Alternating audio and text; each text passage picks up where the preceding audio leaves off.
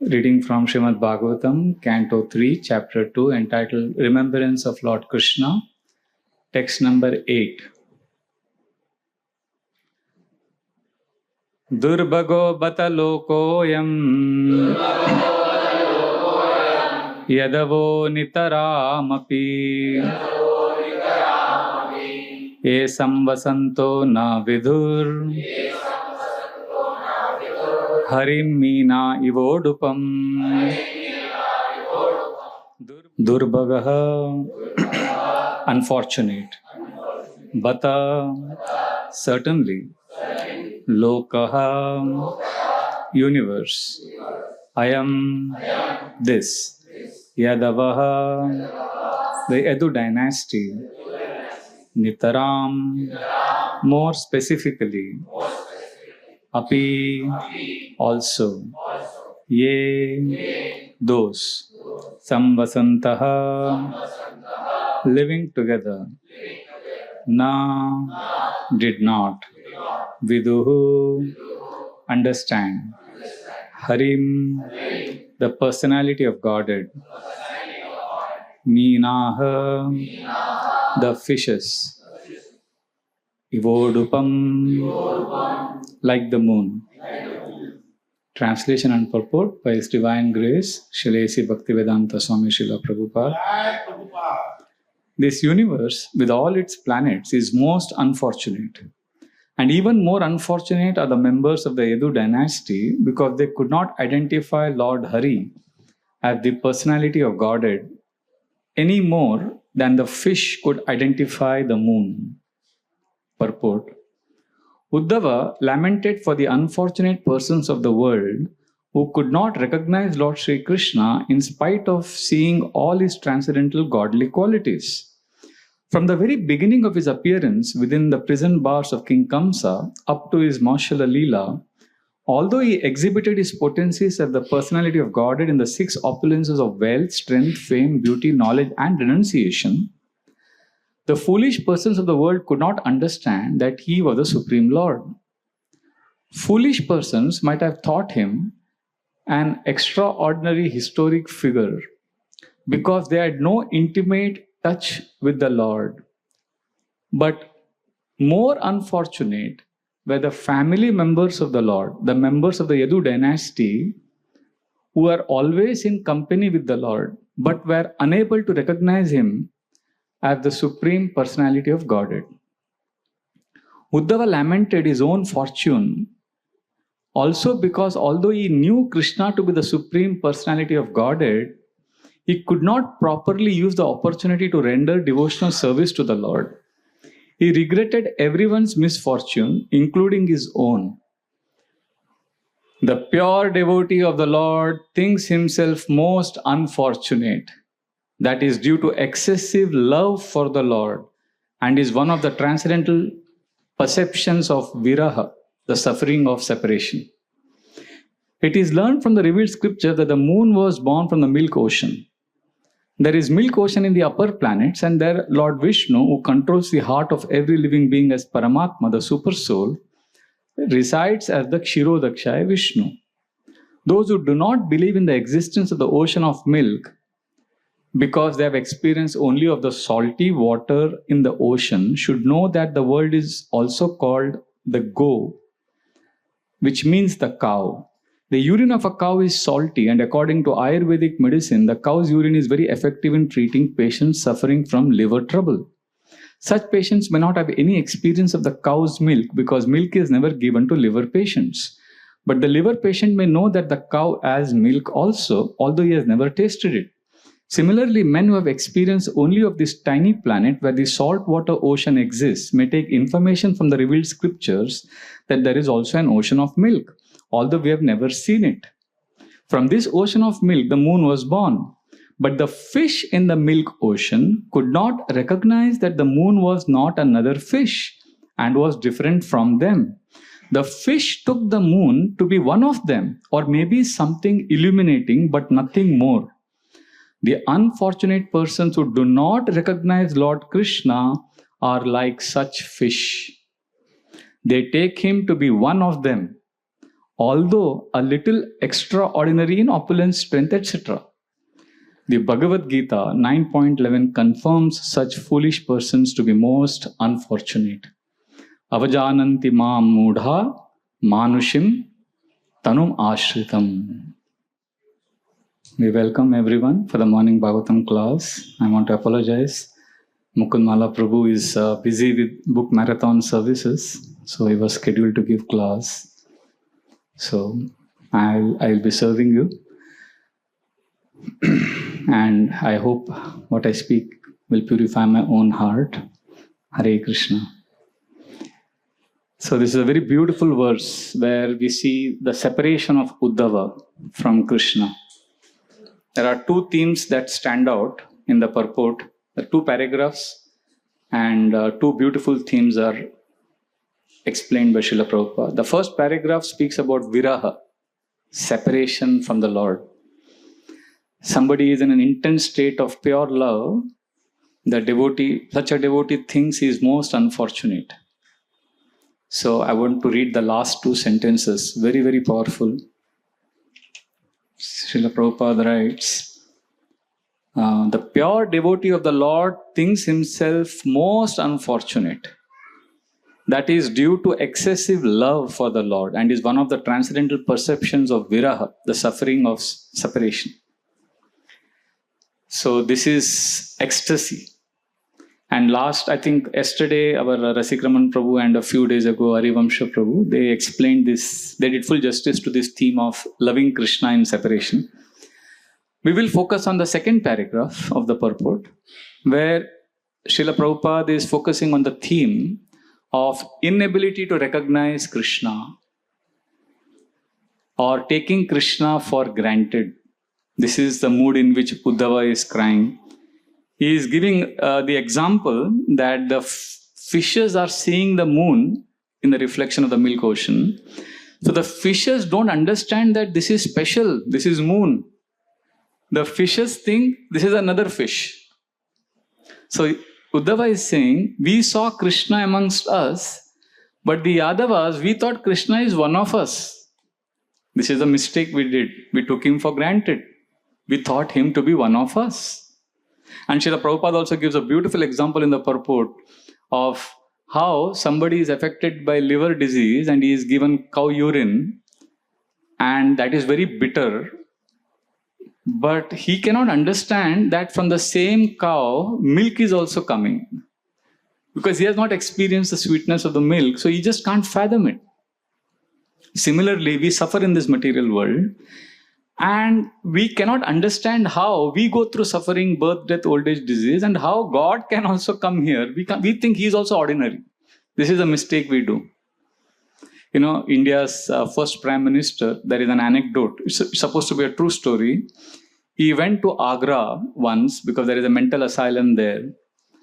And there, he, as part of his protocol, he visits different places, the Prime Minister. So there, all these crazy people, they started harassing him. Like, in that asylum, some people were flying, they were pretending to be flying in the air, somewhere talking to themselves. Everybody was in their own world. So when the Prime Minister was addressing them, meeting them, one of them started jumping on him and started pulling his shirt. So immediately, the Prime Minister pushed him away. And his assistant told that man, "Don't you realize? What are you doing? This is the Prime Minister of India. How can you do that?" So this crazy fellow looked at the Prime Minister and smiled and said, "Don't worry. When I joined this asylum, I was also thinking I'm the Prime Minister." So this is the psychology. We are crazy in this material world. So when Krishna comes here, we think he is also like this. Because he is also come in flesh and blood. That's what we presume. So that's what Uddhava is saying. We should not do that mistake. And I've seen sometimes people accuse. They say, "Oh, Krishna also left this world, like we all die. There was a hunter who shot an arrow at his feet and he left this world. So he's ordinary." Like that they conclude.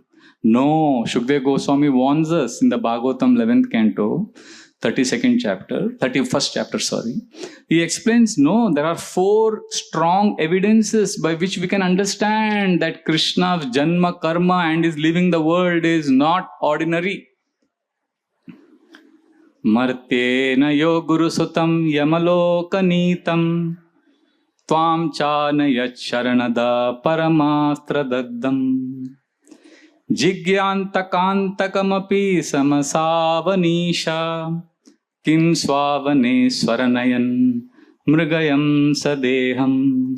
Srila Shukdev Goswami says there are 4 evidences. First, Martyena yo guru sutam yamaloka nitam. How can you say Krishna is ordinary just because he left this world in an apparently ordinary way? Because he is the one who went to Yamaloka and brought back the dead sons of his spiritual master. So if somebody can go to the abode of death and bring back the dead sons of his spiritual master, that means he cannot die. The second evidence is Tvam chanaya charanada paramastra daddam. Oh Parikshit Maharaj, you were in the womb of your mother and Brahmastra was hurled upon you by Ashwatthama. Paramastra daddam. And this Krishna entered your mother's womb and protected you from death. So how can he die? Chigyantakantagamapi samasavanisha. And the Lord of Death is defeated by Lord Shiva. And you defeated Lord Shiva. So how can you means Lord Krishna defeated Lord Shiva. So Krishna is not ordinary. And then Kim swavane swaranayan mrigayam sadeham. So how can anyone say that is ordinary when the person who shot an arrow at his toe, that very person, that hunter Jara, right in front of Krishna and everyone was transported to the spiritual world? If somebody is shooting an arrow at Krishna and Krishna sends him to spiritual world, how can Krishna be ordinary? So therefore, we have to understand that Krishna is not like one of us. In the 4th chapter, 9th and 10th verse, Krishna teaches us through Arjuna how we can ensure that we don't take Krishna for granted. Janma karma cha me divyam evam yo veti tattvataha. We need to understand Krishna in truth. And how do we understand Krishna in truth? The next verse says, Vitaraga bhaya krodha manmaya mamupashita bahavo jnana tapasa puta madbhavamagata. 2 things Krishna tells us to do. If we do these 2 things, we will never commit the mistake of considering Krishna as ordinary and we will not take him for granted, which is Uddhava warning all of us. First is Bahavo Jnana Tapasa, the tapasya of Jnana, which means performing the austerity of studying the scriptures diligently, studying Bhagavad Gita and Srimad Bhagavatam. That is one. And second, in the mood of Manmaya Mam Upashrita, in the mood of taking shelter of Krishna. So if in the mood of shelter, we study the scriptures in the mood of shelter. If this is the activity we perform, then Puta Madbhavamagata, then we'll get purified and we'll go back to Krishna. And we'll become free from Raga, Bhaya and Krodha, attachment, fear and anger. Therefore, when we read about Krishna, what will happen when we study scriptures in the mood of shelter? We will understand Krishna is not like one of us. We will see that Krishna is Divya, he is transcendental. Krishna's birth and activity is Divyam. Like traffic jam, for example, when we are driving from here to Juhu, peak hours, Saturday, we'll see traffic jam. Or we'll see red signals, traffic signals. At red light, we have to stop. At green, we have to go. We have no choice but to stop. But if the Prime Minister comes to the city and he has to drive from the airport to, let's say he wants to come to Radha Gopinath temple, will the traffic signals work for him? No, he will just go. Similarly, when we come to this world, we have a lot of traffic jams. We have birth, death, old age, disease, adhyatmic klesh, adhibhautik klesh, so many obstacles, so many roadblocks, so many stoppages. But when Krishna comes, he is not bound like all of us.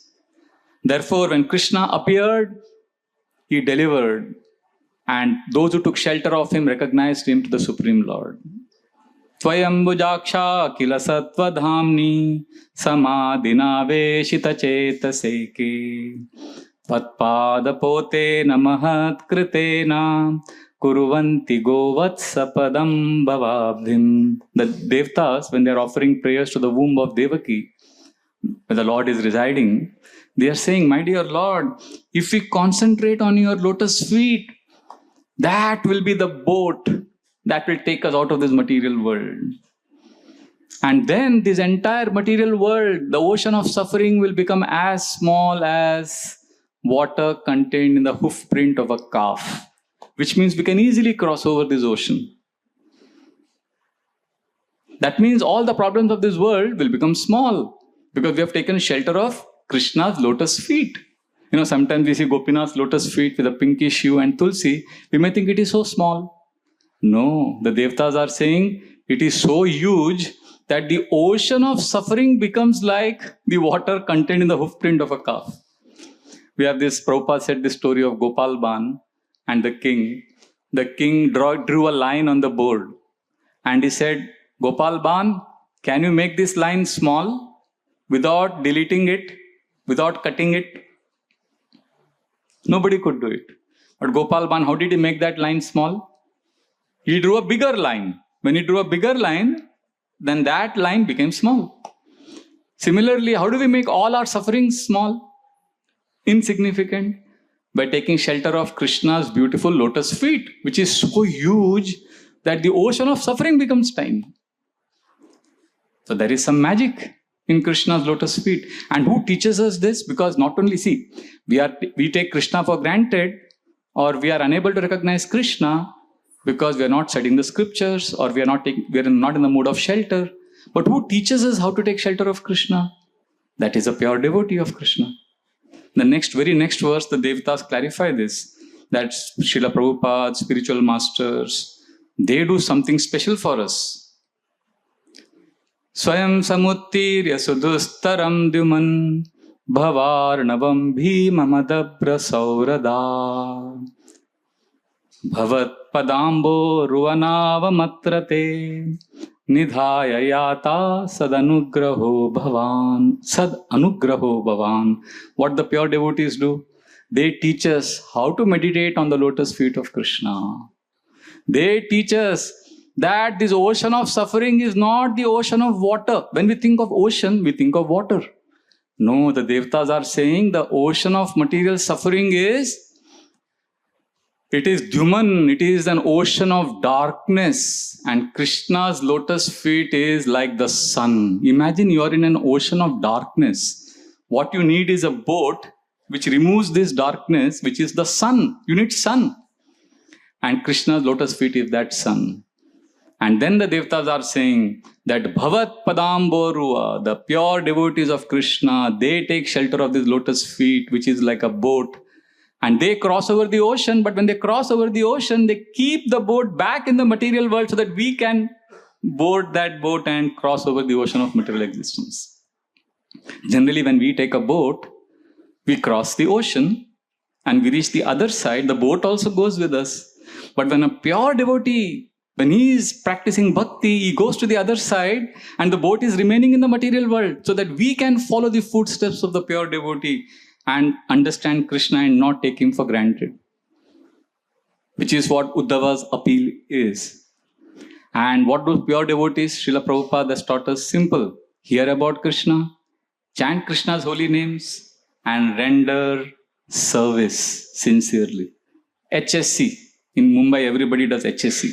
Hearing, service, chanting. These three. Krishna consciousness is so simple that we can easily miss it. Hear about Krishna, have a service mood, and chant Krishna's holy names. And when this is not strong, when hearing, chanting, service is not strong, not only Krishna, we may also not take the Guru or Srila Prabhupada seriously. We may take them also for granted. I've seen sometimes, like once I remember one devotee challenged. He said, pure devotees, just like we challenge Krishna, we'll end up challenging pure devotees. And that's how we miss Krishna also. one devotee once asked a doubt that Srila Prabhupada is keeping his hand on his head and he's telling Tamal Krishna Maharaj, I'm feeling so much anxiety. This Juhu temple, rather Raspberry temple, Mr. N was creating trouble. So he is in his anxiety, Srila Prabhupada. So this devotee is saying, how can pure devotees have this anxiety? It is material. Or another devotee said, Srila Prabhupada was very pained by his grahastha life. It was so unconducive. So out of disgust, he left family life and took renunciation. This is again material thinking. So I liked Amarendra Prabhu's answer. He said, when we are dealing with Krishna and pure devotees, we should remember that both Krishna and pure devotees, they play double role in this material world. See, we have to see Krishna's devotees like we see Krishna. How do we see Krishna? What are the two roles Krishna plays? Krishna is Sarvagya. First role, all-knowing Supreme Lord who is controlling everything. But the same Krishna who is all great, the same Krishna also plays the role of all sweetness. He is Mugdha. Mugdha means he becomes a play toy in the hands of his pure devotees. Do you see this? Two roles. So Krishna is Sarvagya, all great. But he's also Mugdha, very sweet, controlled by his devotees, and he behaves like very ordinary person. Like for example, Kaliya's hoods. Krishna is dancing and Kaliya is vomiting blood and Krishna is pounding and thumping his Kaliya's hoods with his feet. It's an amazing pastime which reveals Krishna's all greatness. Krishna is Sarvagya. But same Krishna, when he comes out of that lake, Kaliya lake, he starts shivering. He says this water was very cold. So then Krishna's mother, she covers Krishna with the blanket to make him warm. This is what? This is Mugdha. So Krishna does both, Sarvagya and Mugdha. Like Krishna, he shows the universal form in his mouth. That is Sarvagya. The whole universe is in my mouth. But same Krishna, he starts eating dirt. And his friends are complaining to Mother Yashoda. That is Mugdha pastime. Or, this pastime, Krishna devours the forest fire. Wow, that is greatness of Krishna. That is Sarvagya. Krishna is the Supreme Lord. He does this. But same Krishna, he comes running to Mother Yashoda and he says, Maya, this thunderbolt is so scary. Please protect me. And he holds on to Mother Yashoda's sari and Mother Yashoda protects Krishna because he is afraid of thunder. This is Mugdha. So Krishna does this. He displays both Sarvagya and Mugdha. Similarly, pure devotees of Krishna, they also reveal to us two aspects. Therefore, we should be careful never to judge them. Otherwise, we'll miss the bus. The first is, they are Siddha Purusha. They are pure devotees of Krishna. And same time, they are also Sadhaka. They are practicing devotees. So they reveal both aspects of their personality. As a sadhaka also, they establish high standards. They will chant their fixed rounds. They will do their devotional service. But they will also perform pastimes as a Siddha Purusha. So when we see them as sadhaka, our hearts melt. We want to love Srila Prabhupada. We want to love our Guru Maharaj more and more. Because we see them struggle, we see them take up so much responsibility, we see their health failing, we see them take so much risks. But then, as our hearts melt and we connect with them, we may make the mistake of seeing them as ordinary. So therefore, we also hear the pastimes of how they are always remembering Krishna, how they are absorbed in Krishna, how they are not ordinary. Like Srila Prabhupada, for example, this is a classic pastime. In 1974, there was a fiasco in Vrindavan. The temple opening was cancelled because Srila Prabhupada said, temple is not ready, you have made a big blunder. And this is August, September, and Srila Prabhupada falls sick. It's extremely hot in Vrindavan. He has malaria and he's not eating anything. Once in 3 or 4 days, he just takes 2 pieces of orange and he starts telling his disciples, my spiritual master also left this world, left his body like this in fever. So devotees are scared that Srila Prabhupada may leave his body. Extremely sick, he has no appetite, he can't eat anything, he's almost delirious. But same time, on this maybe materially you may see it, but look at the twist in the story. The same time, during the same period, the governor of Uttar Pradesh is there in Vrindavan, and Prabhupada's friend Sethji, he had close friendship with the UP governor, and Srila Prabhupada says we should invite him here. Devotees plan a red carpet welcome and they want to organize a whole program. And Srila Prabhupada insists that he will personally welcome the governor, and devotees say, no Prabhupada, you are very sick. Prabhupada says, no, I want to invite him because it's an important service. So when the governor is coming, Srila Prabhupada has very high fever. He stands up, he can't put tilak also. He's almost delirious. And Srila Prabhupada's disciples carry him, and they've made a small stage, and the governor comes there. There's a red carpet welcome. He gets off the car, and as he walks towards Srila Prabhupada shakes his hand, welcomes him with pranam, and both of them sit on the stage. And for onlookers, for those who have visited for the program, they think Srila Prabhupada is perfectly normal. But only the devotees know that he's extremely sick. And that governor, Srila Prabhupada, see, the governor spoke on industrialization or something, he gave a speech. After that, Srila Prabhupada stood up and he gave a normal speech, as if he's perfectly all right. Okay, after the speech, the devotees had prepared chappan bhog, great dinner feast, because it's a special occasion, the governor has come. And Srila Prabhupada very graciously escorts the governor to the dining area. And there, because he doesn't want to be impolite to the as a host, along with the governor, Srila Prabhupada also honors that feast, prasadam, perfectly normally. Those of us who have fallen sick, we know we have no appetite. Srila Prabhupada had no appetite. He couldn't eat anything. But he ate that prasad just like as if he's completely normal. And then he's smiling with the governor, talking with the governor. And then as the governor leaves, he sits in the car, and as the car leaves the campus, Prabhupada falls, he collapses in the arms of his disciples. And then the devotees see he has 105-degree temperature. So this is an extraordinary pastime. Srila Prabhupada. So when we see all of this, we realize he is not ordinary. Like going to Avalon Ballroom and doing kirtan. Crazy 5,000 hippies. And Srila Prabhupada is, playing that Vampar Kartal and leading the kirtan. So what happens when we when we read about Krishna's Sarvagya pastimes, our head is convinced he is God. And when we read about his Mugdha pastimes, our heart is nourished and we want to love Krishna more and more by sweet pastimes. Similarly, pure devotees, when we see how extraordinary pastimes they perform, we are convinced they are pure devotees of Krishna. We have to surrender our lives to them. But when they show their sadhaka, their struggle pastimes, our hearts melt. Like Srila Prabhupada is driving from Rishikesh to Vrindavan. He falls very sick. This is, I think, May 1977. So when devotees get him to Vrindavan, Srila Prabhupada is in temple hall, and all the devotees are fearing that Srila Prabhupada may leave the world because he's very sick. And Srila Prabhupada gives a very heavy class. He says, what is there to lament about death? Whatever I have to say is there in the books. The body has to die. We are the eternal soul. And the devotees in the class in Krishna Balaram Temple Hall, they start crying hearing this talk of Srila Prabhupada, because it is as if Srila Prabhupada is saying he's going to leave the world.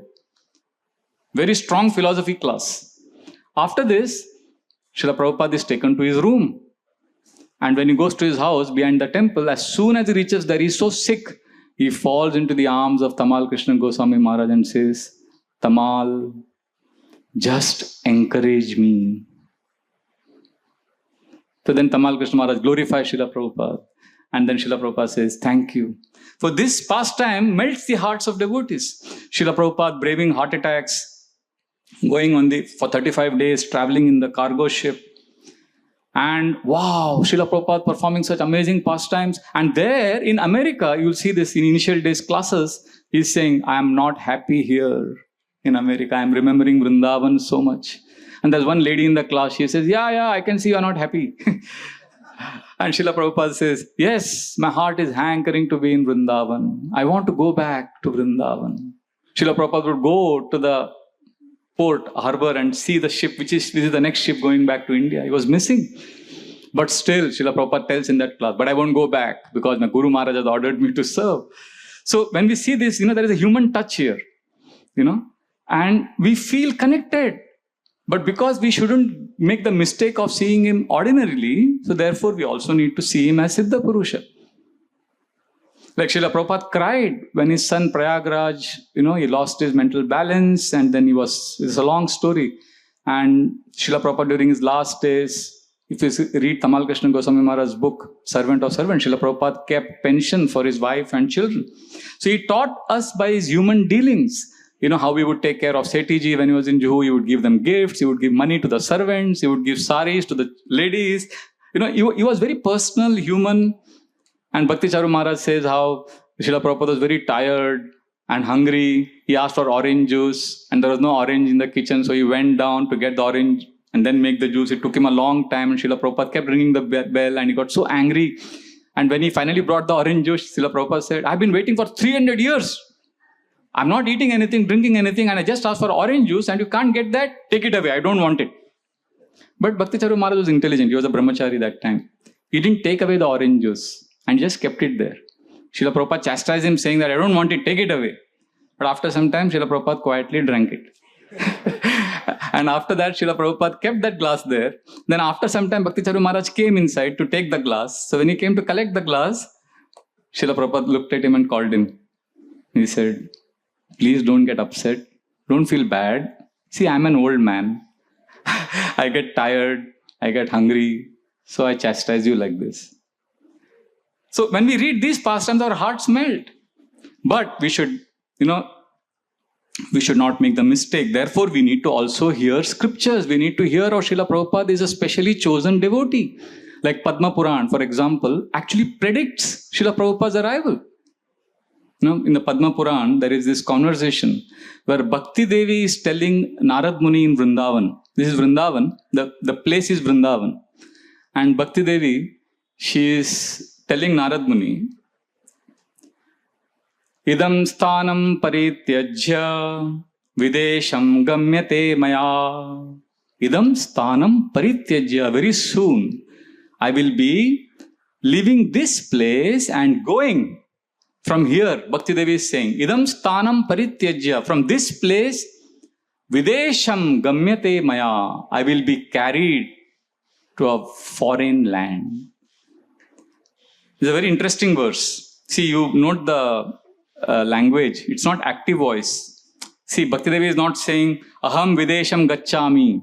I will go to a foreign land. She's not saying like that. She's saying, Videsham gamyate maya. She's saying, I will be carried to the foreign land. Well, you see history books. Who has carried Bhakti Devi? So many saints went before Srila Prabhupada also. But who carried Bhakti to the Western world? So the focus is not on her travel. The focus is on being carried by a special devotee. I was hearing Bhadra Prabhu, Baltimore, US.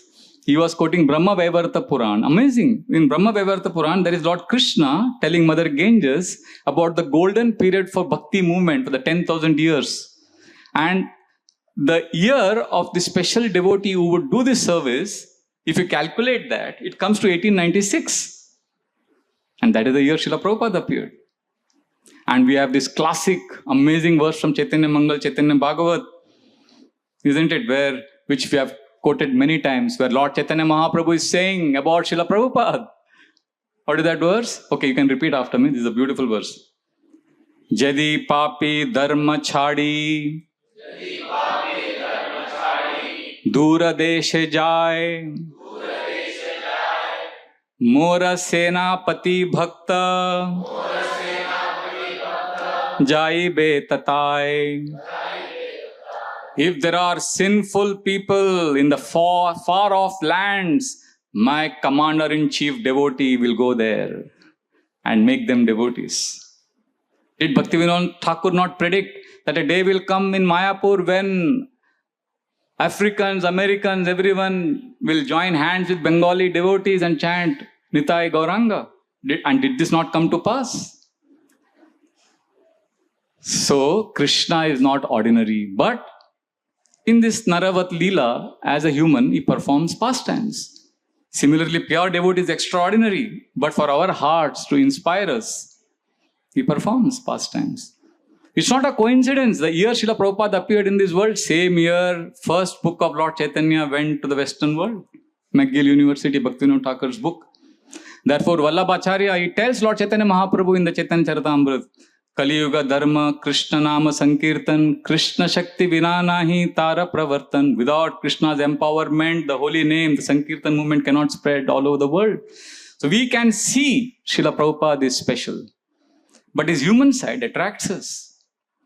And therefore, I was hearing one class, Srila Prabhupada is giving in Mumbai, Bombay. He says, so Nityanand Prabhu delivered Jagai and Madai. And if you carefully analyze, following Nityanand Prabhu's mood, Nityanand Prabhu went to Bengal, he went to the lowest of people and made them devotees. Srila Prabhupada also went to the hippie area in Lower East Side and made them devotees. So Srila Prabhupada is in Nityanand Prabhu's mood. So Prabhupada is saying, so by Nityanand Prabhu's mercy, Jagai Madai, one Jagai Madai were delivered. And today by Nityanand Prabhu's mercy, wholesale Jagai and Madais are delivered. He calls us, all of us, as wholesale Jagais and Madais. So he calls Mumbai Walas as wholesale Jagai Madais. So therefore we cannot take this fortune for granted. Srila Prabhupada has bestowed this. He has done this amazing miracle of spreading the holy names all over India, all over the world. And Srila Prabhupada's representatives are carrying the same mood. If you see our community, by Srila Prabhupada's mercy, what is happening? This is an amazing place. Actually, it's a holy place. Srila Bhaktivedanta Saraswati Thakur was just right here. He stayed here for 10 days doing Bhagavad Katha. All the evidence is there. Just here at Babulnath temple. And Srila Prabhupada walks down from this Bharati Vidya Bhavan steps and he points to our temple direction and he says, we should have a temple here to Shyam Sundar Prabhu. And what is manifested here is incredible. And it will be extremely naive, foolish and stupid on our part if we don't recognize the architect of this community. His Holiness Srila Radhana Swami Maharaj is an amazing, amazing leader. And his sacrifice, he had a successful preaching in America and he gives all of it up so that he can help all of us become Krishna conscious. And if you see the consistent mood, whether it is Lord Chaitanya Mahaprabhu, Srila Prabhupada, the parampara, if you see the parampara's mood is, anyone who's coming to Krishna is special, take care of that person. And that's how a community grows. This year, during the Mayapur Yatra, those who attended, you'll see every lecture of Maharaj was focusing on community and care. When he spoke Jagai Madai pastime, he spoke about community care. The Mahaprakash Leela, especially the Mukunda pastime, how everyone wanted him to get mercy, Maharaj spoke about that. Govardhan pastime, how everybody under the Govardhan. So the care and the community spirit is the message of Srila Prabhupada and his representatives. And we are so fortunate, we are part of a community where this is so beautifully being practiced. And we need to take shelter and we need to give care. I remember when I joined the ashram, one of the initial brahmachari classes, we were around 45 brahmacharis that time. So Maharaj began the class by asking, so how many of you are there in the ashram? So Gaurang Prabhu said, Maharaj, 45 brahmacharis. So Maharaj said, if each one of you decides to take care of himself only, how many people are taking care of you? One. But then Maharaj said, if each one of you decides to take care of the other person, all other people, then how many are taking care of you? 44. You see, the mood is we need to give ourselves to others. This is the mood in which devotees serve. This is the message. Actually, we may take a pure devotee and spiritual master for granted, which is Uddhava's concern in today's verse, because of not recognizing these sacred instructions which the pure devotee speaks and gives us through his discourses, through his lectures, through his example. His Holiness Niranjan Swami Maharaj once told us a very profound point. He said, a guru gives temporary instructions and also permanent instructions. When we hear the word temporary, that doesn't mean it is less significant. Temporary means the instruction can change according to the service, according to time, place, circumstances. That is temporary instruction. But the guru also gives permanent instructions through his classes, through initiations, through, some consistent themes like His Holiness Radhanath Swami Maharaj's theme of humility, Trinadapi Sunichana. These are all permanent instructions.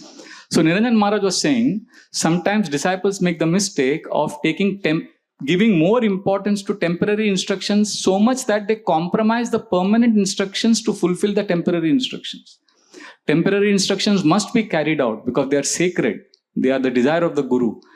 But one should also meditate on the permanent instruction, which is to care and give ourselves for the service of others. Like, Maharaj learned from Ghanshyam Das Babaji. Everybody is servant of Gopijana Vallabha, and I am the obedient servant. So this is the mood in which Maharaj said, everybody who comes to this temple is a devotee of Gopinath, and we are servants of that devotee, helping that devotee come close to Gopinath. I remember in the initial days, we had Sanatan Prabhu. He was very old, and he would be literally wobbling from Grand Road station. He would walk early in the morning. He would travel from Dadar to Grand Road. From Grand Road, he would walk. It would take him a long time. Then he would come for Mangalarti. And I saw every day, Maharaj would be standing for Mangalarti. Every time he would look at Sanatan Prabhu's side, fold his palms, acknowledge his struggle, acknowledge his sincerity of coming from such a far distance for Mangalarti. And when Prabhuji, ended his past and he left this world, in his memorial service, we had it at Gopalji Hall, Maharaj made a very profound statement. Maharaj said, he may be an old man. He was an old man coming, just standing for Mangalarati, going, not doing much service. But his coming for Mangalarati was more powerful devotional service than 15-16 hours of Herculean service rendered by a staunch brahmachari. So Maharaj's ability to recognize sincere service. Then Maharaj said, Gopinath was every day waiting for him. Only then Gopinath would give darshan. So whether it is somebody elderly, unknown, so-called insignificant devotee like Sanatan Prabhu, or whether it is a Mataji, somebody who's also in the background. Like I remember Anandaman Prabhu was once saying that one day in the initial days, Maharaj called him and said, you are a rascal. So he got scared. He said, what is Maharaj saying? So after a few minutes again, Maharaj said, you are a rascal. 3-4 times Maharaj told him. And then Maharaj said, if you want to know more details, come to my room. So then he came to the room and then Maharaj told him, you are a rascal because you are married, and because, he had got married and he was staying in the temple. His wife was also staying in the temple. So look at the sensitivity of community building here. Maharaj tells Anandamaman Prabhu that you are married and you're only in the temple and your wife is also doing service, but she needs care. Why don't you spend time with her? Why don't you take her for a walk to Chowpatty beach? And he was like a staunch chanter and, hearing Krishna Katha, doing devotional service.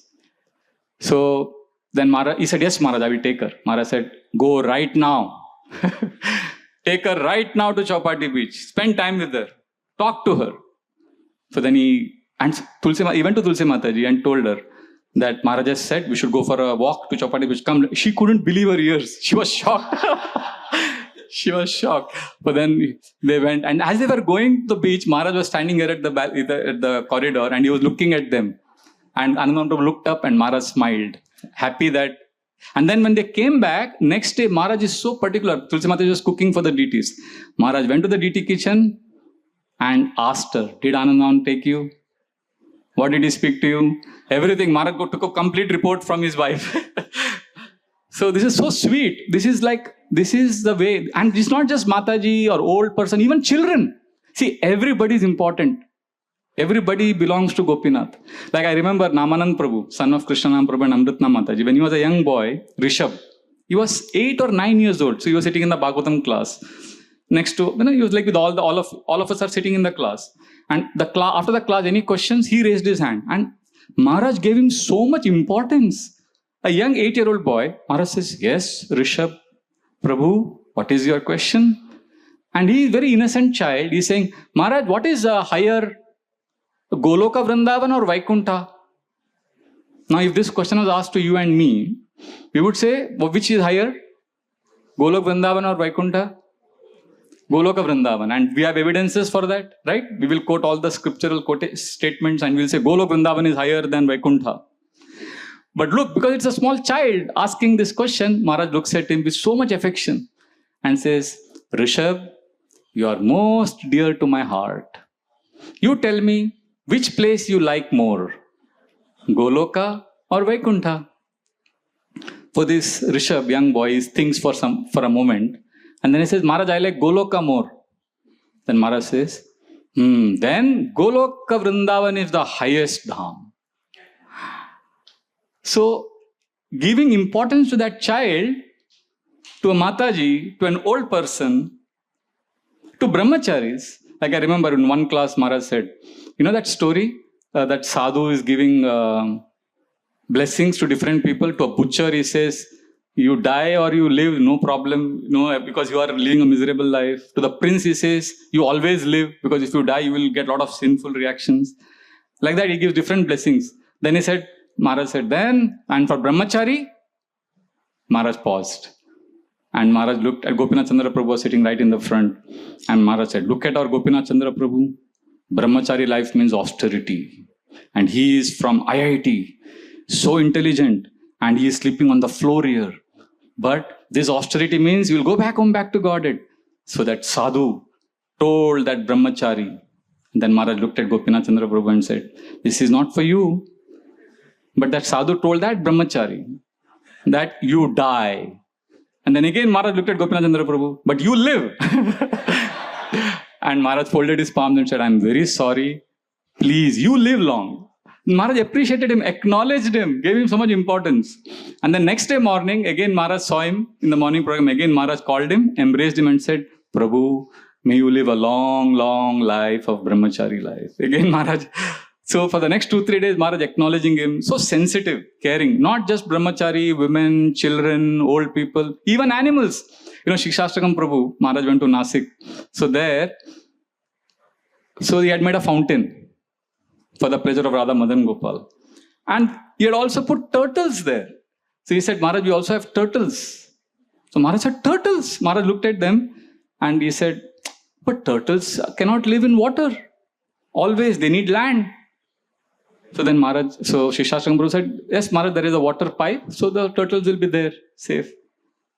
Maharaj said, no, but that's not comfortable. Make a small island in the middle of this fountain.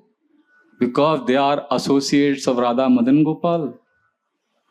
You can't ignore them. And that one day Maharaj stayed there, 10 times he asked about the turtles. And when he was leaving Nasik, he told him again, make that island for the turtles and let me know. So, this is very, very special. I remember one brahmachari was very sick. Maharaj told him, go to Dr. Alva, take medications from him, get a report.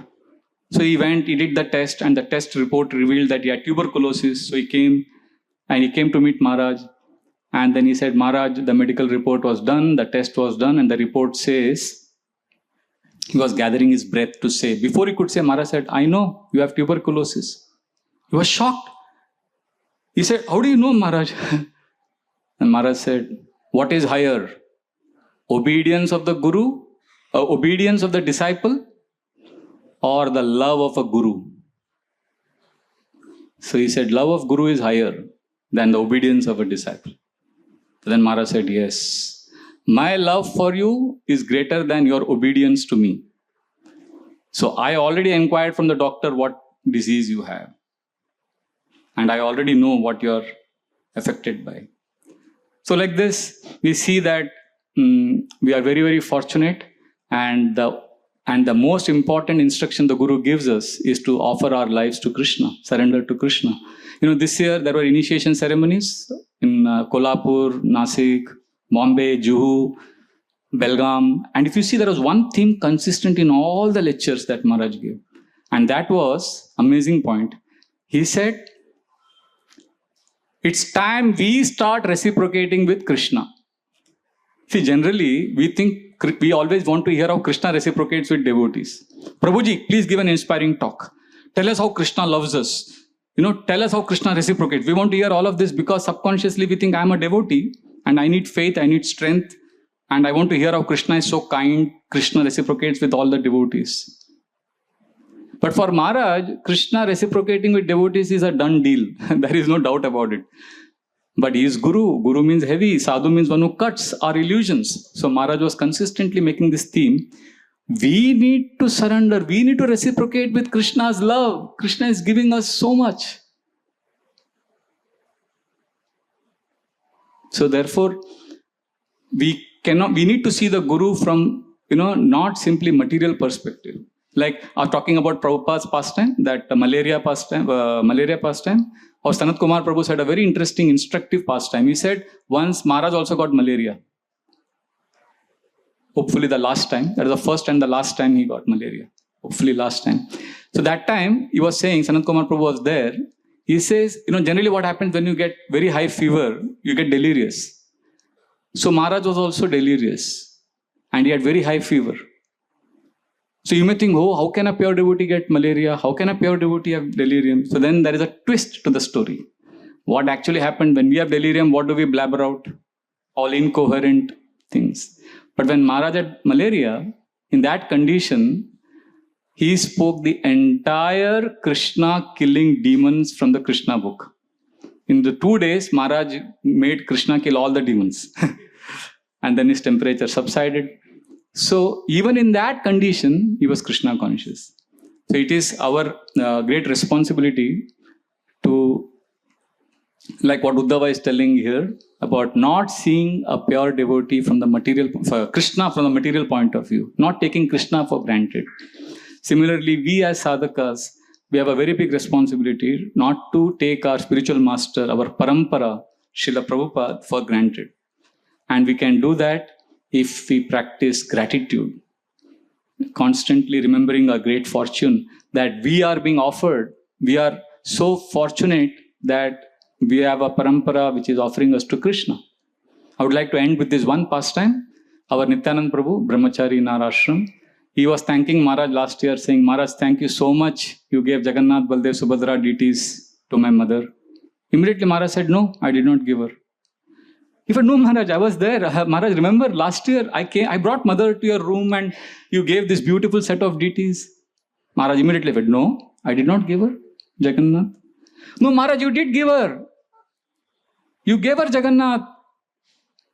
And then Maharaj paused. He said, no, I did not give her Jagannath. I gave her to Jagannath. I offered her to Lord Jagannath, Baldev, Subhadra. So this is what a pure devotee, a spiritual master does. He offers us to Shri Shri Radha Gopinath. So it's our great fortune. Let us not take this for granted. Let us not be like that fishes who see the moon and think he's also another fish.